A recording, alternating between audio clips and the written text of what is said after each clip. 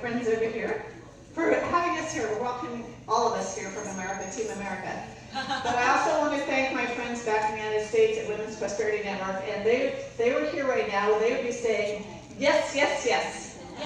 So can you all say yes, yes, yes to my friends in the States? Ready? Yes, yes, yes. Thank you so much. So my topic today is about shining as we raise boys. Now, I'm a mother of 3 sons. I'm a grandmother of 2. And I'm a sister of 3 brothers. So I've been around a lot of men in my life. And I love them to death. Now, my boys, I had to write this down because they had to remember this when they were young, but I couldn't. They grew up as Boy Scouts. And there are 12 principles and 12 laws of being a Boy Scout. And they are trustworthy, loyal, helpful, friendly, courteous, kind, obedient, cheerful, thrifty, clean, reverent. And I taught my boys those 12 principles. I taught them well, or I thought I did. I tried very hard. So, their dad did too. But on April 8th, 2010, I was attending a meeting. I was a treasurer of a school district, and I was at a meeting. And I turned my phone off, like we all were asked to do. About a half an hour into the meeting, I noticed, I looked down at my phone, and there were 12 messages for me. I never get messages in when I'm at a meeting. So I went out to outside, and I picked up the first one from my 23-year-old son. And the message said, "Mom, Dad just died. I'm coming home to take care of everything." Now, I taught my son those 12 principles, and I taught him to be a very respectful, responsible young man. But I did not want him to be the man of the house at age 23. But he was going to fly home to do that, and I was thinking, you can't do that, Chris. You can't do that. I said, Dad wasn't sick, but he left that night, and the next morning, he woke up and looked at the man beside him and said, "Call 911, I'm having a heart attack." And he was dead in a half an hour. Now, I didn't expect that. I never saw him again after that. I know he's in a good place. But I was left a widow, and I hate that word. For any of you that have had that experience, I hate that word, but it's what we're called. I was a single mom of 4 at that time. My kids were 23 to 15, 3 boys and a girl. And I had to run my husband's company. He runs a nutraceutical business. I had no idea how to run that business. But it paid the bills, and I had to figure it out. So all I could do was rely on my boys from afar. They're military officers, so they were gone. I could rely on my daughter, my mother and father, and all those people that I had been around all my life. I could look to the young men that I had taught as a teacher. I could look to the young men that I had taught as a leader in Scouts. But I had to rely on myself.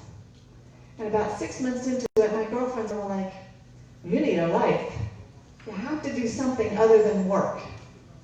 And if any of you have lost a spouse or divorced or something, the hardest time for me was between 12 o'clock and 4 o'clock in the morning. I was asleep by myself in a big bed. Nothing moved in the house. And I was a little bit lonely. I was a little bit angry. I was very sad. And when my friends said, "You have to get a life," I'm like, "What does that mean? I have a life." And they said, "You need to start dating again." Well, I don't know about you, but when I was dating at 16, I didn't look pretty enough. I didn't feel happy enough. I wasn't skinny enough. And I really didn't want to start dating at 52. I was 52. And so they said, "Go get to online dating." Have any of you have done online dating? Have you heard of online dating? In the States, it's huge. It's huge everywhere. Well, I did that. I put my foot forward and I tested the water, and I was looking for a really good man, one that was trained well by his mother. Okay? One that was kind, considerate, responsible, financially responsible. I wanted someone that could take care of me. But I was looking for the men out there between 50 and 65, and I couldn't find any really good ones until I found a gentleman from England, a widower, a father of a very nice young boy, a friend to his sister, and someone that I could just relate to. He was an international businessman, and I have to tell you, it's funny, I got my very first visa to India in 2012 because Eric, my love, was going to come here and meet me here, and we were going to do some financial things here. So when I came through customs the other day, they said, "You've been here before." I was like, "No, I haven't come. I did get a visa, but I never came." And let me explain why.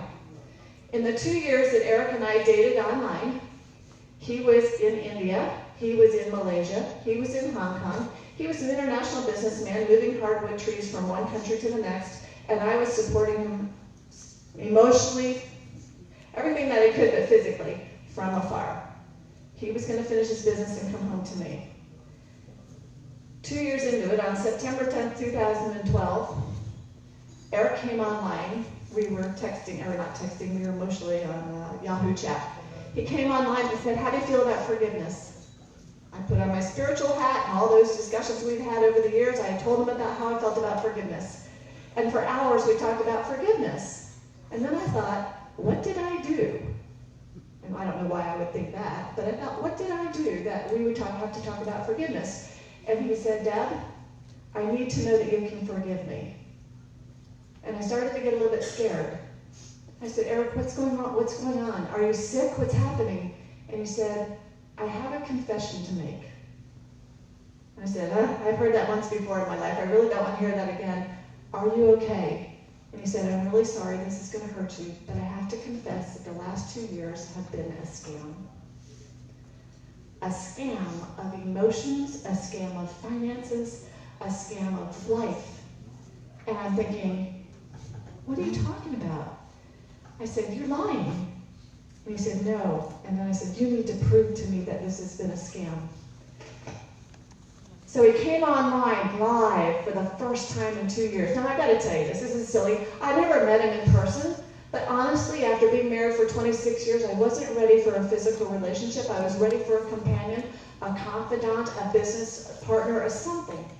And I just said, "You're going to come online now after I've asked you for 2 years?" And he said, "Yes." So I was a little bit technologically challenged with Yahoo Chat at that point. He said, "There's a camera on Yahoo Chat, and I'm going to come on live." So on my screensaver on my computer, I saw this handsome British man, my Eric. And on the little camera that popped up, I'm looking